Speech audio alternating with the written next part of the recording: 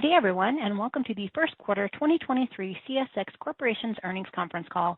Today's call is being recorded, and I would now like to turn the conference over to Matthew Korn, Head of Investor Relations. Please go ahead, sir. Thank you, operator. Hello, everyone, and welcome to our first quarter call. Joining me this afternoon are Joe Hinrichs, President and Chief Executive Officer, Jamie Boychuk, Executive Vice President of Operations, Kevin Boone, Executive Vice President of Sales and Marketing, and Sean Pelkey, Executive Vice President and Chief Financial Officer. In the presentation accompanying this call, you will find our forward-looking disclosure on slide 2, followed by our non-GAAP disclosure on slide 3. And with that, it's my pleasure to introduce our President and Chief Executive Officer, Mr. Joe Hinrichs. All right, good evening, everyone. Thank you, Matthew, and thank you all for joining our conference call. Working together, the One CSX team delivered a strong first quarter, driven by solid pricing as well as volume growth in our merchandise and coal businesses. With sufficient resources in place, we are able to use the benefits of our scalable railroad model to deliver improvements in our customer service performance that are driving real, tangible financial results. Our network is running well, and we intend to do even better and show that CSX can sustain reliable service over time, which is essential for us to profitably grow our railroad. 2023 has already proven to be a very active year. One of our top priorities after the national union agreements were finalized last December was to address the matter of paid sick leave for our union employees. I am very pleased that CSX demonstrated important leadership here. Starting in February, we were the first U.S. Class I railroad to reach new sick leave agreements with many of our local unions that will meaningfully improve our railroaders' quality of life. Our view is simple. We are a service business, and we need our employees to be positively engaged in order to provide our customers with the excellent service that attracts them to our railroad.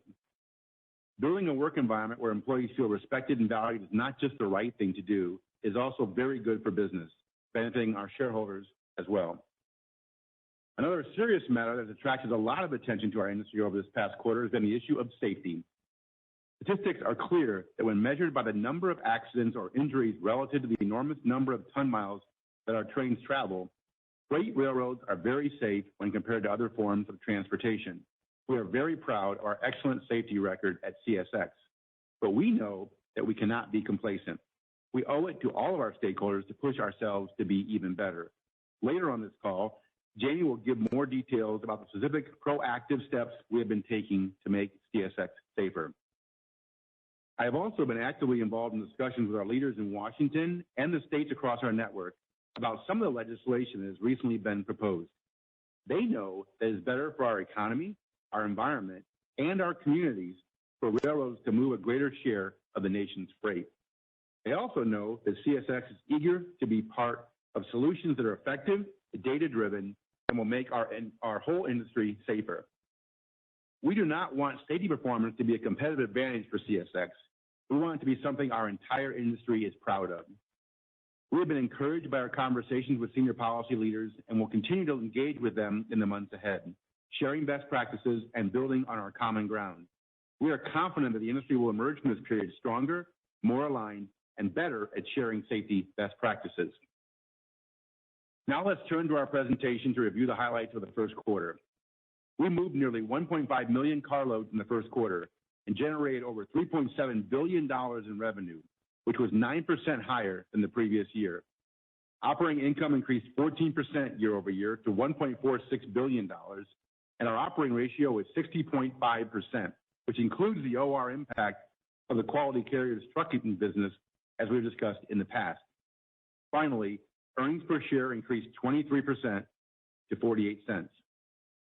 When I came to CSX last fall, we were very clear with our intention to build on this company's excellent operating model by strengthening our relationships with our employees and serving our customers better. It is still early, but you will hear clear examples of how we are starting to achieve this as Kevin, Jamie, and Sean talk about the details of what was a very strong quarter. Now let me turn it over to our team.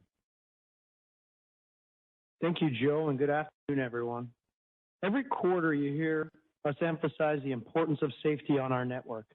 This is a fundamental part of our culture and defines how we execute our operating plan. We didn't take shortcuts, we don't compromise, and we teach this mindset to every one of our new hires and continually reemphasize it to all of our employees. In this slide, you will see some of the real proactive steps that we are taking to keep our network running safely. In 2023, we are installing 53 additional hotbox detectors across our network. These added detectors will reduce the average spacing from 16.2 miles to 14.9 miles. At CSX, these detectors identify high bearing temperatures, but also transmit real-time data for trend analysis. So we can not only tell when a bearing is hot and a train needs to stop, but we can also use the data to predict bearings and issues before they reach critical temperatures. We're also continuing to integrate newly hired employees into our safety culture, which begins on day one. Newly hired employees attend extensive training at our Railroad Education and Development Institute in Atlanta. The robust classroom combined with field-based training gives these new employees the tools they need to operate safely in their new roles. Autonomous track assessment cars, commonly called ATACs, are also used as part of our proactive safety plan. These look and run like regular boxcars, but are loaded with advanced technology. These cars operate on our regular trains and gather critical inspection data that allow us to closely monitor track conditions. Lastly, we are committed to being supportive partners in the communities in which we live and operate. That is why we dedicate so much effort to developing relationships with first responders in those communities and teaching them how to properly respond to incidents, especially those with hazmat materials. We have a dedicated fleet of rail cars, including 4 tank cars that are specifically designed and used to offer multi-day training sessions. This is a program we have run for many years, and in 2022, we trained nearly 4,000 first responders. Turning to the next slide, the FRA personal injury rate ticked down sequentially, while the FRA train accident rate increased slightly. However, both measures are up year over year. It's important to consider that because of the success of our recent hiring efforts, we have a higher percentage of newer employees. As they gain experience and learn from fellow railroaders, we are confident that the frequency of these incidents will decline. Now turning to slide 9, operating performance has improved significantly. With the appropriate resources in place, we are doing what we do best, effectively executing our operating plan. The team's ability to deliver these operating results is a true testament to the tough and hard work that we are doing as an operating team, and a plan that shows no other than what we can do here at CSX. Most importantly, the dedication that's given by all of our railroaders. I cannot thank our operating employees enough for overcoming the resource challenges and delivering such solid performance for our customers. Carload trip performance of 86% reached an all-time record level this quarter, while intermodal trip plan performance of 96% matched a record high. While the team is pleased with these results, we'll keep improving. In fact, both measures have continued to improve sequentially into the second quarter. I'm happy with the compliments and support we have received from customers, regulators, and shareholders on our service improvement, but we are not done yet. As Joe said, our goal is to keep improving our service and show that we can sustain this over time so that we can drive long-term growth for CSX. With that, I will turn it over to Kevin to discuss the top-line results. Thank you, Jamie. We are very pleased with our merchandise performance this quarter. Revenue increased 13%, benefiting from an 8% increase in revenue per unit and a 4% increase in volume. We are seeing some encouraging signs as customers start to respond to our improved service and reduced cycle times. The team is focused on combining best-in-class service with creative solutions to identify new growth opportunities and gain wallet share with existing customers. While we did see positive growth in automotive, customer production issues impacted volumes in the quarter. On the positive side, we see production issues moderating and expect a strong outlook for automotive volumes through the remainder of the year. Minerals and metals both outperformed, driven largely by very strong aggregates and steel demand. Pricing was up year over year as we benefited from favorable contract repricing and higher fuel surcharge. For the remainder of the year, we will continue to see benefits from a supportive pricing environment and improved rail service. While the economic outlook remains uncertain, we continue to see positive momentum in many of our merchandise segments as the team focuses on the growth drivers that we can control. It is still early, but we are encouraged by our ability to convert improved service into new business wins in segments such as auto, minerals, and food products. There remains a significant opportunity to win share from truck across our merchandise portfolio. Turning to slide 12, first quarter coal revenue increased 19% on 19% higher volume and flat revenue per unit. Export volumes were strong as we leveraged improved cycle times and improved production and performance at the origin mines. We also benefited as we lapped the effects of reduced capacity at our Curtis Bay terminal. Our domestic shipments also improved on utility restocking demand and improved rail capacity. International met coal benchmarks remained strong over the quarter and now sit just below $300 per metric ton, which continues to support strong production levels. Looking ahead, the international coal market continues to be supported by healthy commodity prices that should drive positive year-over-year volume growth through the remainder of the year, while the domestic market could face a more challenging backdrop should natural gas prices remain low. Turning to intermodal on slide 13. First quarter revenue decreased by 5% as a 9% decrease in volume more than offset a 5% increase in revenue per unit. Most of this volume decline was due to weakness in international intermodal markets, which, as we expected, have been heavily affected by slowing import activity as demand softened and retail inventories remained elevated. Looking forward, while the intermodal market currently remains challenged, we do expect second half year-over-year headwinds to moderate. The team has a number of initiatives underway to continue to drive truck conversion by introducing new lanes of service where there is market demand. Now finally turning to slide 14. Many of you are aware of the major market shift developing over the last few years as more companies look to diversify their supply chains and bring capacity closer to their key end markets. We have been encouraged by the acceleration in activity with manufacturers of all kinds announcing plans and committing capital to build capacity in the eastern U.S. For CSX, this represents a great opportunity. Our network connects the major population centers of the Northeast with the fast-growing areas of the Southeast that are highly attractive for companies looking to expand. The mission of our industrial development team is to partner with these companies and provide them with a rail-served location where they can leverage the benefits of the CSX network and industry-leading service. We continue to invest in our Select Site program that has expanded to include a wider range of rail-served site opportunities. Combined with new technology enhancements, this will allow us to capture industrial projects of all sizes by offering shovel-ready development sites with access to CSX's network. As you can see on the slide, we are excited about the success we are seeing.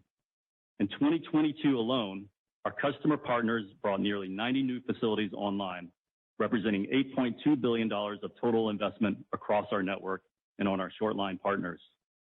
The map shows how broadly these in-service projects stretch across our service area. Our pipeline remains robust, with over 500 projects in process across our entire industrial development pipeline, and we're adding to this total each month. Over time, we expect the new business that these projects represent to be a key driver to our growth algorithm as we help our partners bring in an increasing number of expansion projects onto our network, driving volumes and revenue higher. I would like to thank the entire team for all of their efforts across our growth initiatives. We're very excited about the momentum we are building and the engagement as we partner with our customers to grow together. Now we'll turn it over to Sean to discuss the financials. Thank you, Kevin, and good afternoon. Looking at the first quarter results, revenue increased 9% or $300 million on merchandise and coal volume growth, strong pricing, and higher fuel recovery. Operating income was up 14% to $1.5 billion as top-line growth outpaced several expense headwinds, which I'll discuss in more detail on the following slide. Interest and other expense was $7 million higher compared to the prior year, and income tax expense increased by $47 million on higher pre-tax earnings. Net earnings increased 15% to $1 billion, while EPS grew 23%. Let's now turn to the next slide and take a closer look at expenses. Total first quarter expense increased $111 million compared to the prior year. This includes about $65 million of inflation headwinds, as well as an $85 million impact from higher fuel and depreciation combined with lower real estate gains. Now turning to the individual line items, labor and fringe expense increased $31 million as the impacts of additional headcount and inflation were partially offset by lower incentive compensation expense. PS&O expense increased $13 million, primarily due to inflation, the inclusion of Pan Am operations, and scheduled locomotive overhauls. These impacts were partially offset by a $46 million benefit due to an insurance recovery arising from a customer facility outage several years ago, as well as lower intermodal costs as congestion eases. There were also several smaller line item impacts within PS&O that were greater than expected this quarter and should improve sequentially. Depreciation was up $33 million as a result of last year's equipment study, as well as a larger asset base. And fuel expense also increased by $33 million due to a higher gallon price and a 3% increase in gross ton miles. Equipment and rents improved by $18 million, benefiting from increased fluidity and faster car hire days per load across all markets. Property gains were $19 million unfavorable in the quarter, due primarily to lapping prior year gains from the Virginia real estate transaction.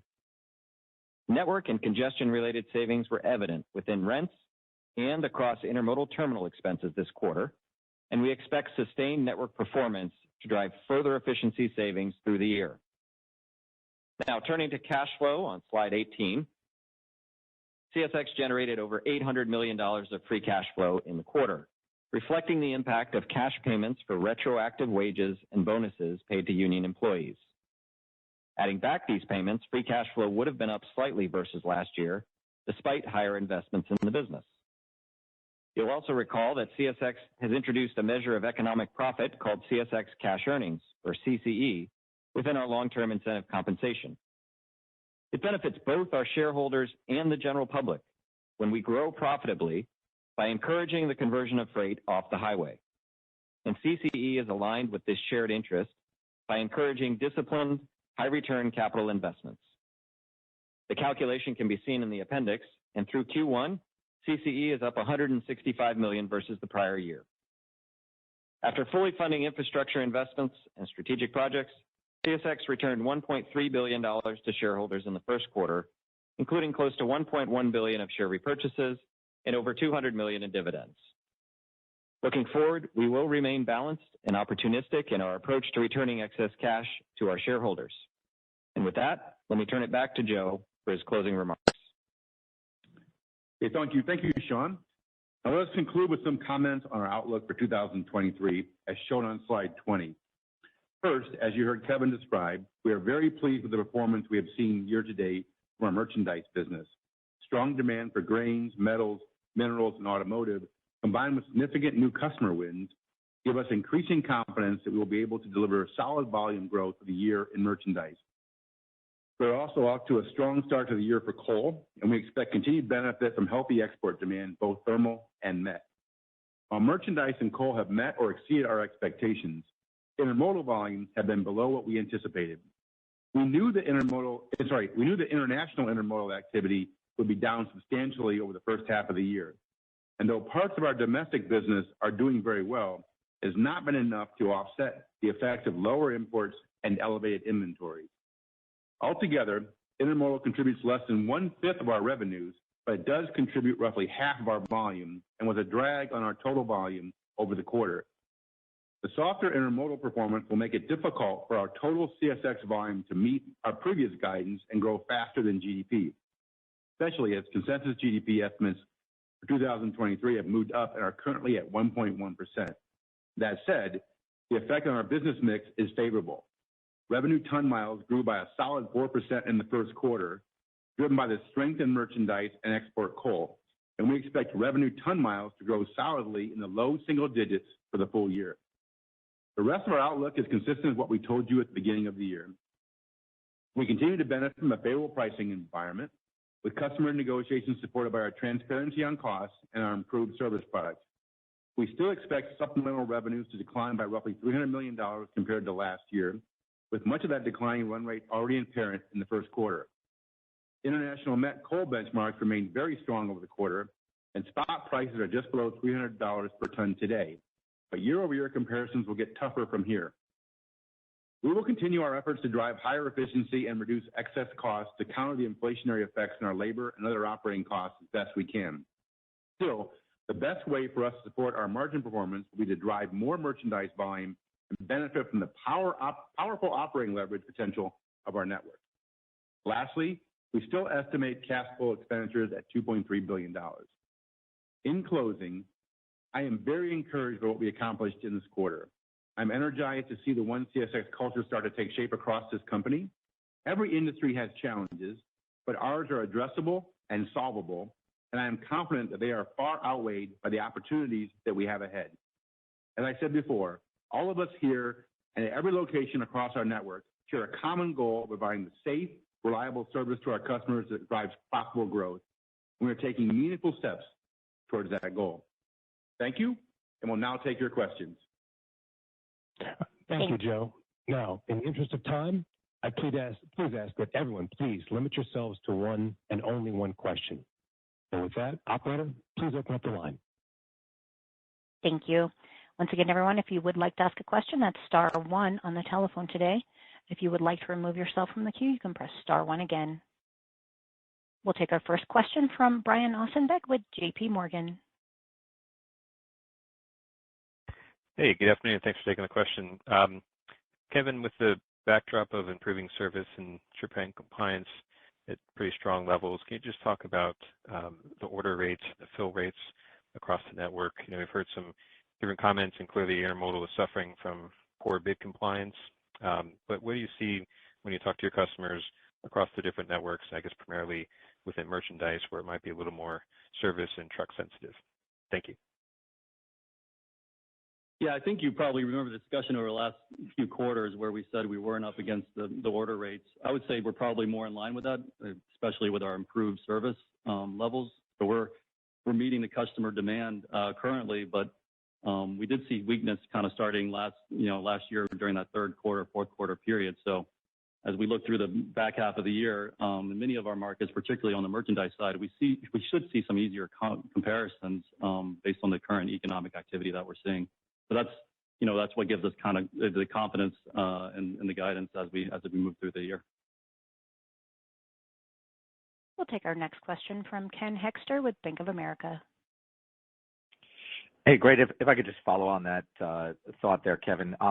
So it seems like something changed economically kind of mid-February, right? If we look at spot rates in trucking, can you talk about, I don't know, Joe, you seem to be talking about kind of intermodal being tougher, and that's why switching from a GDP plus to a kind of an RTM type of outlook. Is there something changing economically in the backdrop more recently, or is that just, the weakness in the truck market? Maybe just talk a little bit about on the intermodal side, or just the economic backdrop. Yeah, I think we certainly expected a weak market on the international side, but it's safe to say that I think that market came in a bit weaker than what we had expected in the first quarter.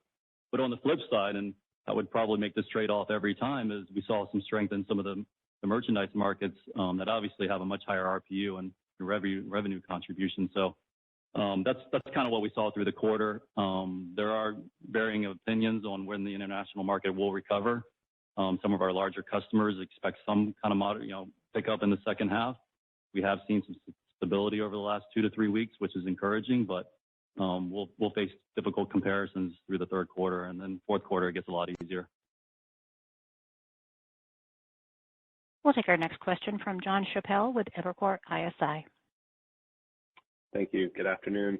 Kevin, I'm going to stick with you. Given these slides that Jamie put up, particularly number 9, with all those service improvements and the trip plan compliance, et cetera, do you feel like you're being appropriately compensated for your improved service, both on an absolute basis, but especially on a relative basis as you go through these contract renewals?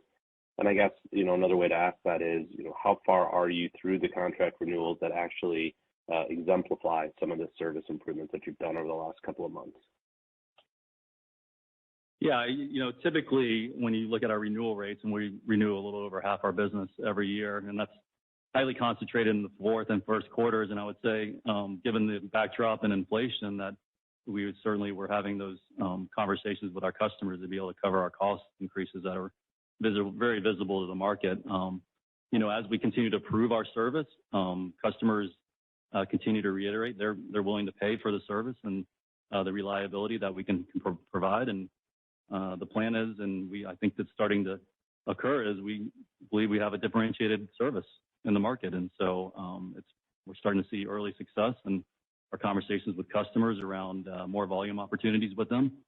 And I can't reiterate enough, in a market like this is where we should be taking share. Our customers are looking for ways to save money. Usually rail is a cheaper option for them, and they're getting more and more confidence in our ability to deliver the service that we need to. So the team's very, very excited about some of the things that we've been able to do here over the last few months. We'll take our next question from Brandon Oglenski with Barclays. Yeah, good afternoon. Thanks for taking the question. And maybe this is for Joe or Jamie, but we've had obviously a lot of negative press on the railroads, unfortunately, in the last few months. And the PSR concept has kind of been dragged through the mud a bit. But can you guys compare and contrast?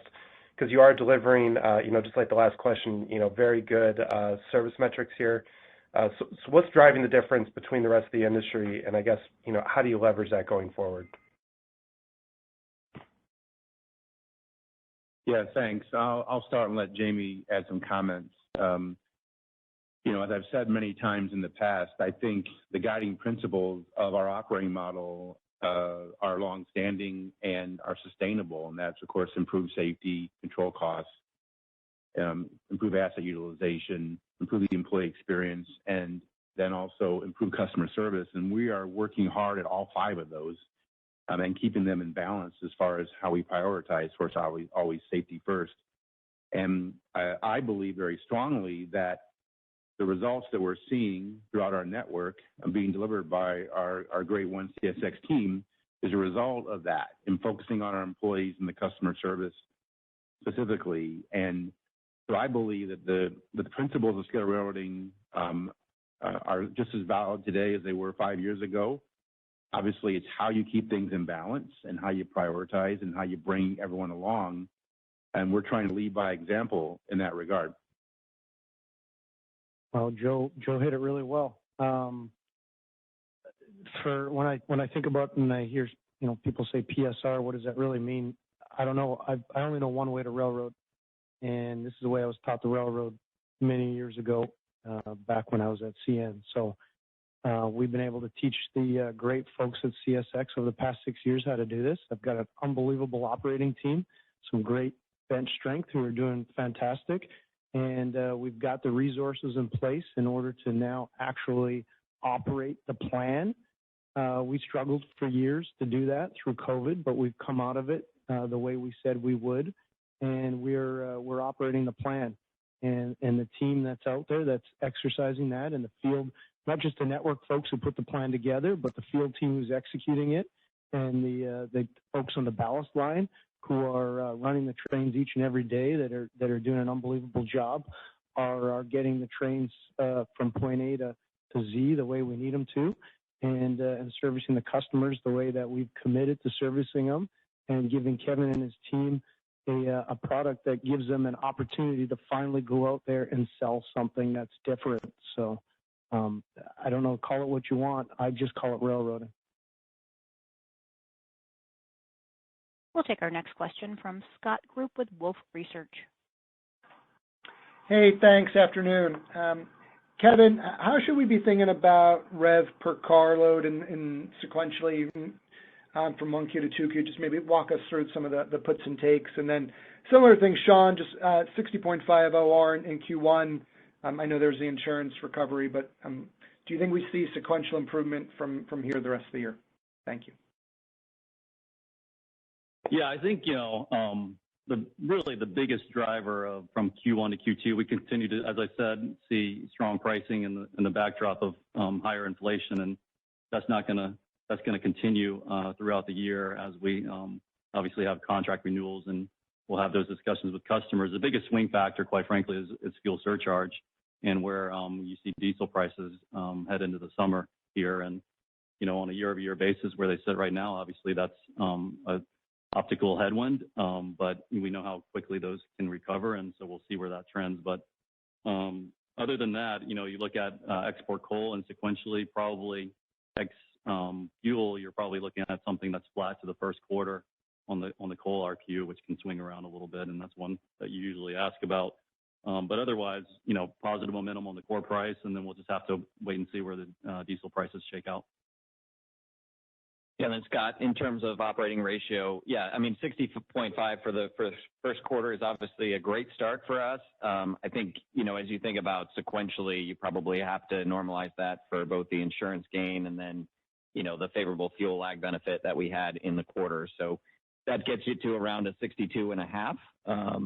We almost always do better in the second quarter from an OR perspective than the first, and that's primarily as a result of the fact that volumes typically seasonally increase in Q2 relative to Q1. We don't see any reason to believe that we'll see anything different this year, particularly, with some of the issues we had in Q1 with auto production that should ease here, have eased, and a strong demand for aggregates. So it's a good setup. I will say, just one thing to caveat that with is other revenue was a little bit elevated in Q1 versus the run rate where it likely will be the rest of the year. So that may be a little bit of a headwind. But on the flip side, we feel good about the cost momentum. If service continues to be at these levels or even better, we should see more costs come out sequentially. We'll take our next question from Fadi Chamoun with BMO. Yes, good afternoon. Thanks for taking my question.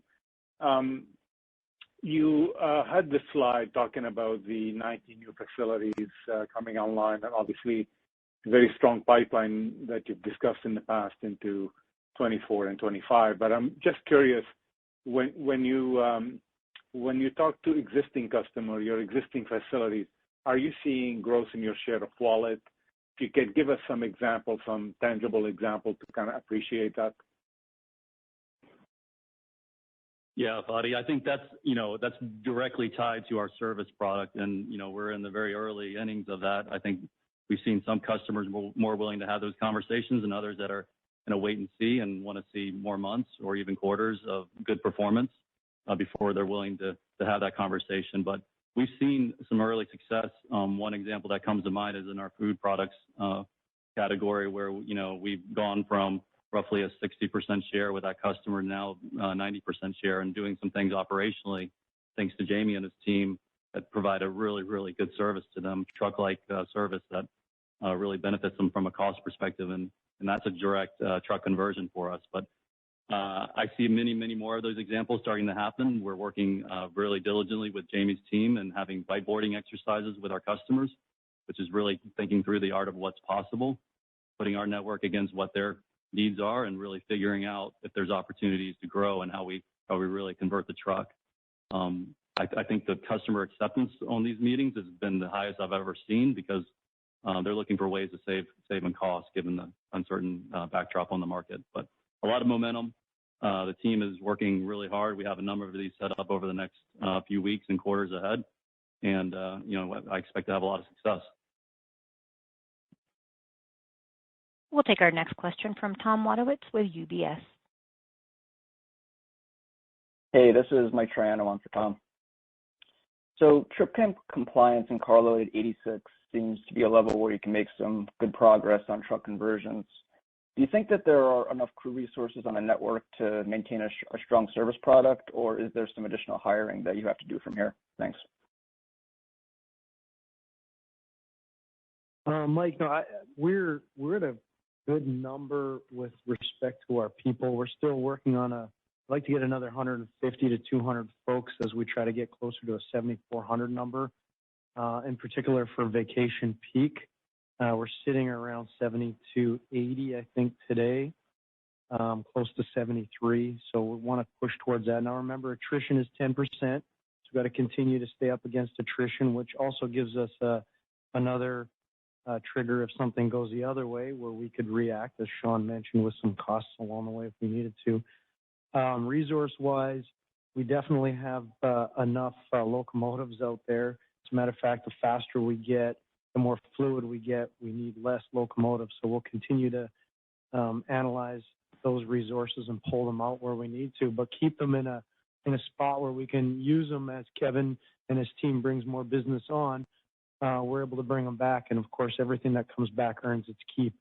So we'll continue to work those resources. But on the car side, that's a strategy we continue to look at as a team.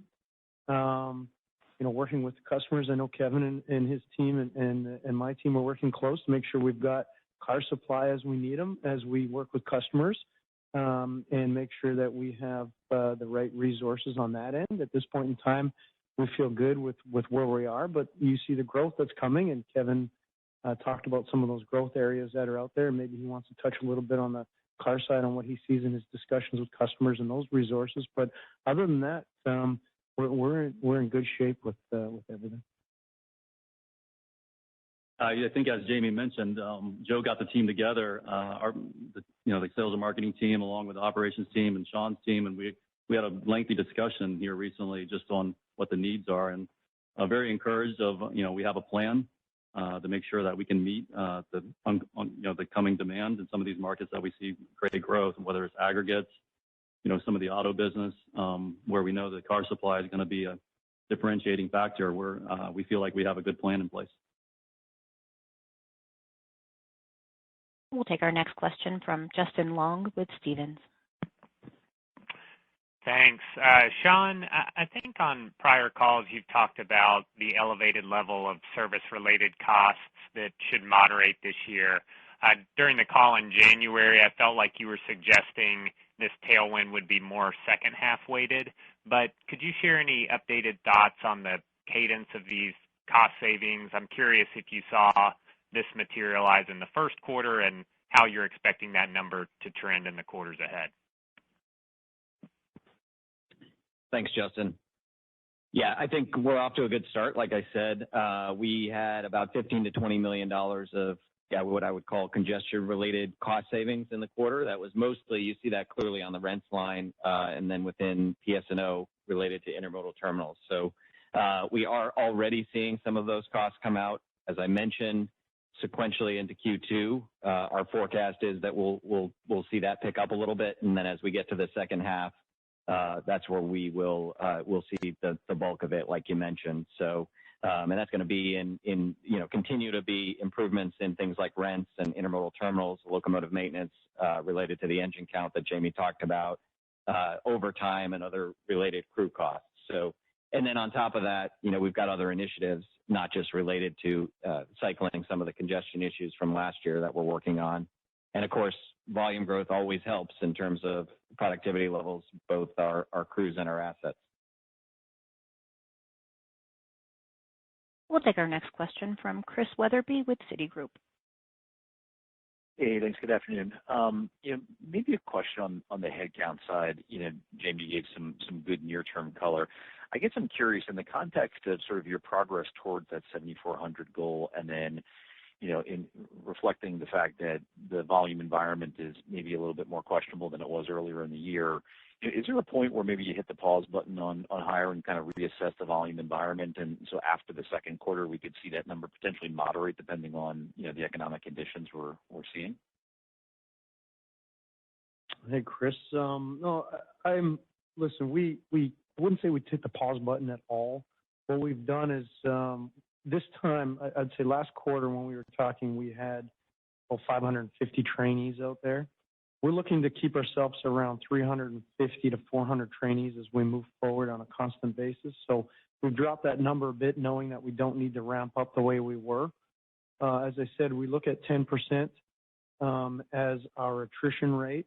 So we still need to ramp up that number a little bit. And then, of course, we'll review a little bit if we need to bring that down to maybe 300 or maybe that 350 is the sweet spot. We're always looking to reduce our attrition rate. I think in the industry for many, many years, 10% has been that rate. But of course, we're working really hard with our initiatives to see what we can do to get people to stay at the railroad. And if we see those numbers come down, then we'd be looking at our hiring needs obviously drop with that. But we're in a good spot, a much better spot than where we were in the past with those numbers. I feel comfortable, and that's on the T&E side. Of course, we are still doing locomotive engineer training as we move forward. It's the right thing for us to do, so we don't get ourselves in a situation where we're short on engineers in the future. But you recycle conductors to make engineers, and we're always hiring on our engineering side of the house and mechanical side. As we continue to look at that high end on the union side. So our numbers are at a pretty good point. I don't see any large jumps at all. If anything, it's more just maintaining where we're at. And if we need to look at if things really go in a different direction, we know that we've got that 10% attrition rate. We've committed to our T&E folks that we're going to keep them gainfully employed as long as we can through whatever we need to weather any storms. We don't necessarily see any storms ahead of us, but we don't know what the markets show, obviously. But if we need to, we can pull that trigger on hiring really quick. Our next question comes from Amit Mehrotra with Deutsche Bank. Hey, thanks everyone. Congrats on the results, really impressive. One question I wanted to ask, so if I look at intermodal revenue as a percentage of the total enterprise, it was like 13.5%, which I mean, I could be wrong, but I think that's the lowest number at least this decade over the last 10 years. And so I guess I'm trying to understand, you showed good cost leverage. The mix was really positive in terms of where the revenue growth came from. And so I guess I'm just trying to understand what happens to cost ex fuel as some of the intermodal mix normalizes as a percentage of revenue. I don't know if you think that's a fair question or not, but it just seems like maybe that had something to do with some of the strong cost leverage. Yeah, I mean, Amit, we don't get into sort of specific margins within each line of business. To the extent that intermodal volumes were down, which of course they were. You're going to see savings at intermodal terminals. We'll be able to see some savings on our crew starts. You'll have some savings on fuel.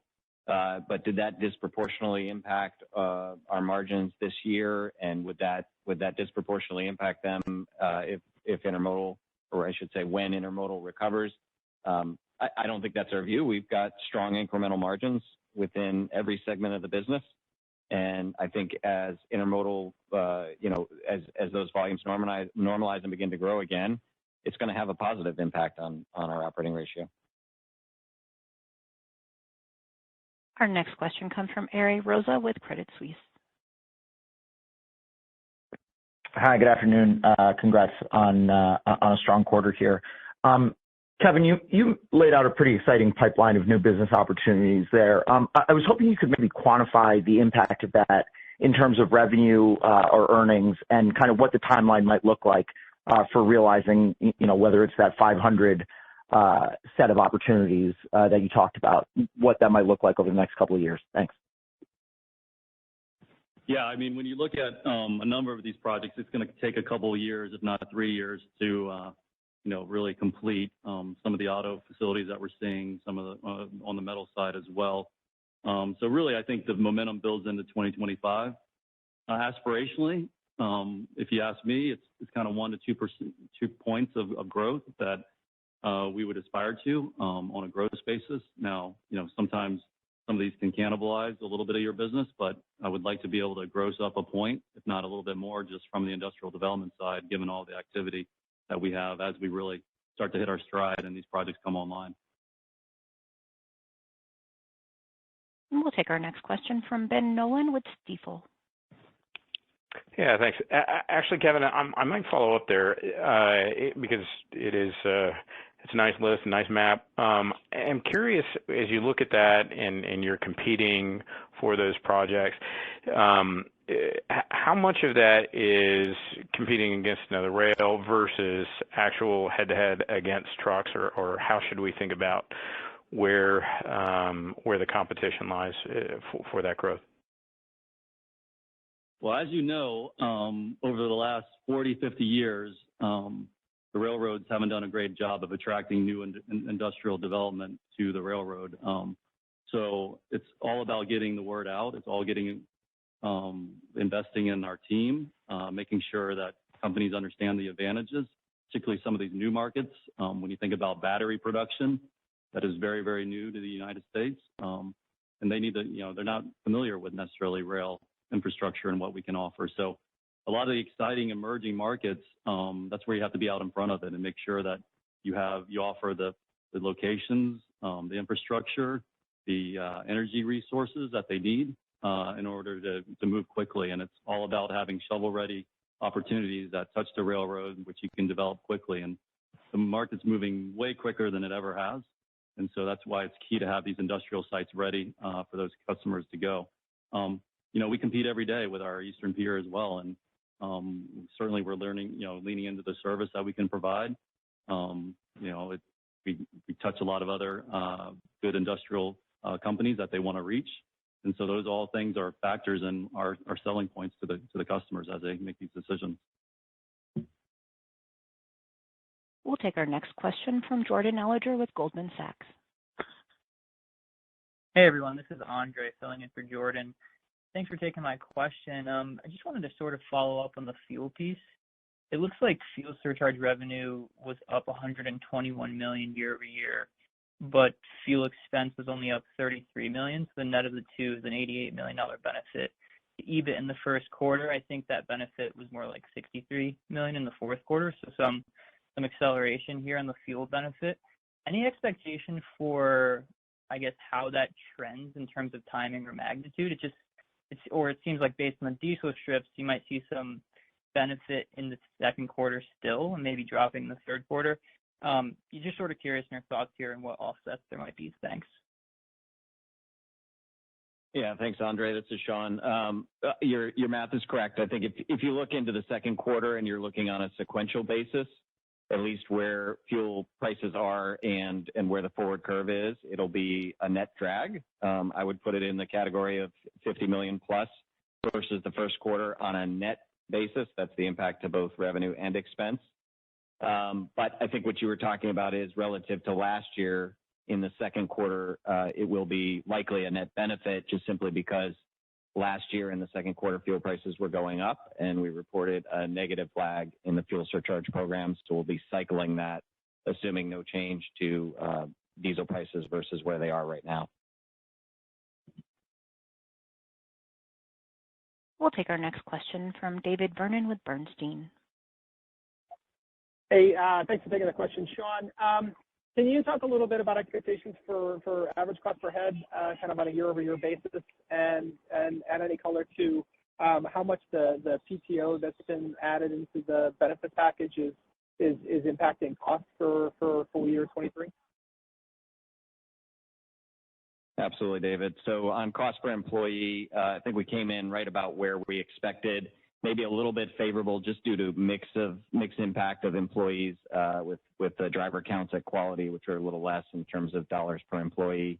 As you go to Q2, I think it'll be fairly stable versus Q1, maybe up a little bit depending on that employee mix. And as we get into the second half of the year, you will see a step up just due to the timing of the wage increases for the union employees, which is scheduled to be a 4% increase. In terms of the cost of the sick leave, which we've now got agreements with about 10,000 of our union employees. We have added those costs into the forecast. The experience so far has been very positive. We are seeing the employees take advantage of the benefit, and we are seeing when that's needed, there's a little bit of additional overtime, but there are some benefits to it as well, and certainly quality of life is one of those benefits. And on a net basis, I would say a couple of million a quarter at this point. We'll take our next question from Allison Poliniak with Wells Fargo. Hi, good evening. Just going back to the share gain piece of it. Merchandise volume, you grew 4%. Is there any way to quantify or give us some perspective of what those share gains were this quarter, if any? And as we think about that spread over what the market's growing in those areas, is that 1% to 2% on top of that a pretty good guide? And would that be more of 24 for this, or do you think you can get there in 23? Thanks. Yeah, I think, a lot of the success that we had, and particularly on that merchandise side, is really the service improvement that we saw and our ability to capture the orders that our customers have. And so that, January, February were really good months. Weather probably was a little bit favorable in those months as well. That didn't certainly help us. But then Jamie would tell me March was pretty challenging from a weather perspective. So I would say overall normal weather through the quarter, probably a little better in January, February. But it really is about just the service recovery and our ability on a year-over-year basis to capture more of the demand that was out there, even though we've seen a little bit of softness in some markets.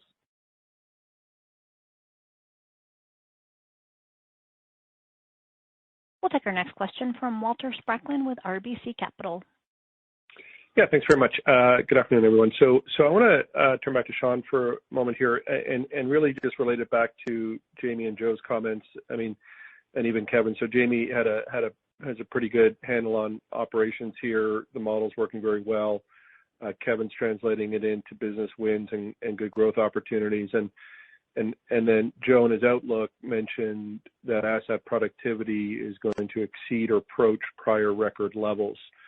When I go back and look at prior record levels, that's a time when you were hitting, kind of the low 58 OR. Is that is that overly simplistic to say that, when you're hitting those kind of record operating or record asset productivity levels, that you can't achieve those type of ORs in 2023? Or is it a little too simplistic, Sean, to look at it that way? Well, Walter, I think you think back to the 58 OR, the first thing you've got to recognize is the quality acquisition since then. So that's about 250 basis points of headwind. And we've had a lot of inflation. We're paying employees more. The underlying cost of contractors and materials is higher. And so those are headwinds. That being said, as we continue to run the business well and we deliver good productivity and we get great feedback from the customers, we've got this pipeline of wins that are setting up, as well as, delivering against customer expectations and demands. We're going to deliver that at strong incremental margins, and that's going to help out over the medium to long term on the OR. I can't give you a specific point destination, but as we go forward, we would expect improvement from where we are right now. We'll take our next question from Jason Seidl with Cowen. Thank you, operator. Everyone, congrats on a good quarter. It's really nice to see the service doing so well here, and that was reflected, I think, in our survey that we did this quarter. Wanted to talk about your outlook and sort of what's baked in with an assumption on the West Coast ports sort of coming to a labor agreement. Are you looking for some of that East Coast volumes to shift back? And if so, how do you think that'll affect operations? From that perspective, I don't see a huge amount of shift. You're going to continue to give you a secular advantage of the East Coast, and there's a lot of investment going on, as you know, in Savannah and other ports on the network. Quite frankly, the challenges on the West Coast have hurt our intermodal business when you think of what wants to come across through California, through Chicago onto our network. So I view that as probably an incremental positive for us, that some of that freight we'll see through the interchange with some of our Western partners out there. So that's a positive outcome in my mind in terms of our growth opportunity as we move into the back half. Thank you. And this does conclude today's presentation. Thank you for your participation, and you may now disconnect.